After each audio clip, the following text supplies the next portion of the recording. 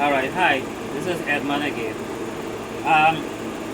Just to talk to you about something. Like I said before in my last video, I'm a veteran of the US Navy, honorably discharged. Right, so basically I have to deal with the Veterans Administration.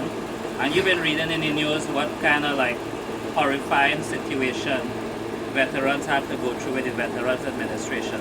Let me give you an example of a simple thing that they can't fix. They can't deal with it. They are so disorganized. Last year, I had to go and get a colonoscopy, right? So the lady calls me up on the phone, or actually I called her, and I'm speaking to her, and she said, do you want us to send the Go Lightly to you, or are you going to pick it up? Now the Go Lightly is a formula, a crystal formula, that you have to drink before you go for a colonoscopy. You drink it the night before, it basically cleanses you out. You spend the entire night sitting on the toilet, just going until basically your whole system is evacuated, so that they could go in there and they could see clearly what they need to see. Anyway, so she asked me that. I told her I'm gonna go downtown to the Jacksonville outpatient clinic and pick it up. So she said, okay, she puts it in. I go to the outpatient clinic, I pick up the Go Lightly, I come back home and mix it, I go for the colonoscopy. This must have been like about a week later I go for the colonoscopy. So I picked it up like about 2 days before. Anyway, the day after the colonoscopy, I'm sitting at home, I get this in the mail.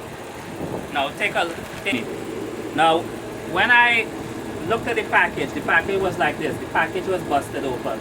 Now my next door neighbor is also a veteran, and he has the same problem. When things are sent to him, sometimes people break into the mail.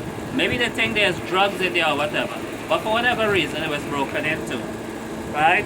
Now this is the formula. This is the Go Lightly polyethylene glycol. Right? It's a powder. You take the powder, you mix it in water, you drink it. Right?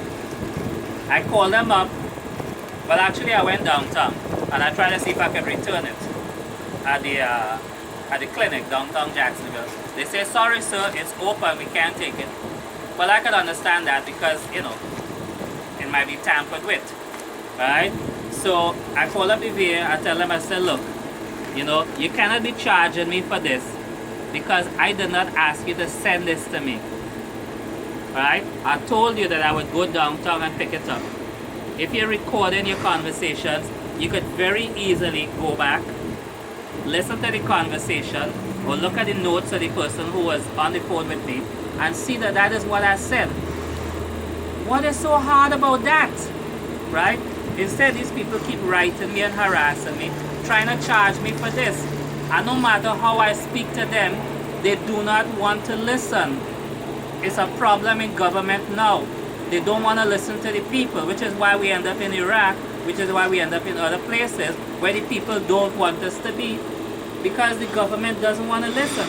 And the VA is no different. So I'm going to say it again. Mr. VA, please stop harassing me. Right? I told you that I would pick up the formula. That's what I did. I got my colonoscopy. Why would I want this sent to me after I do the colonoscopy? Right?